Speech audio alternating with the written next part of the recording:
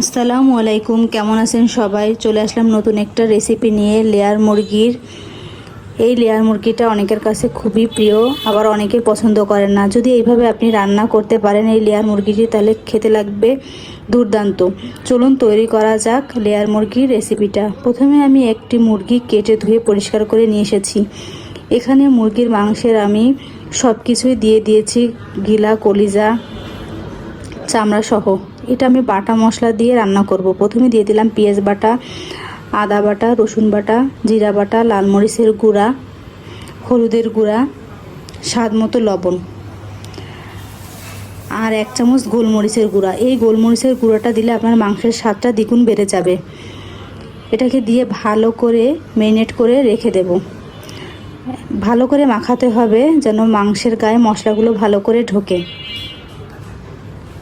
হাত দিয়ে ভালো করে এইভাবে দেখেন, এইভাবে আস্তে আস্তে করে দিয়ে মাখাতে হবে। রেস্টে রেখে দেবো 20 মিনিট। অন্য একটি পাত্রে আমি সরিষার তেল দিলাম আর আস্ত কিছু গরম মশলা। রান্নাটা আমি সরিষার তেল দিয়েই করব। মশলা থেকে যখন একটা ফ্লেভার চলে আসবে তখন মাংসগুলোকে আমি ঢেলে দেব। দিয়ে মাংসটাকে ভালো করে কষিয়ে নেব। এই মাংসটা একটু সময় নিয়ে রান্না করতে হয়, যেহেতু এটা খুবই শক্ত। ভালো করে কষিয়ে নেওয়ার পর এর মধ্যে অল্প কিছু পানি অ্যাড করে দিয়ে আমি এটাকে 80% সিদ্ধ করে নেব। 80% সিদ্ধ হয়ে গেলে এর মধ্যে দিয়ে দেব আলু। আলুটা দিলে মাংসের স্বাদটা দ্বিগুণ বেড়ে যায়।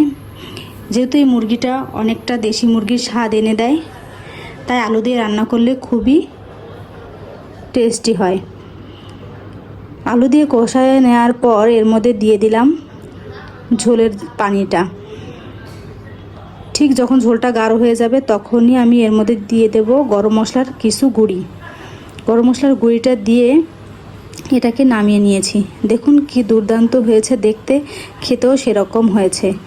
আপনারা চাইলে খুব সহজে এই রেসিপি ফলো করে লেয়ার মুরগিটা রান্না করতে পারবেন। ভিডিওটা ভালো লাগলে অবশ্যই কমেন্ট করে জানাবেন।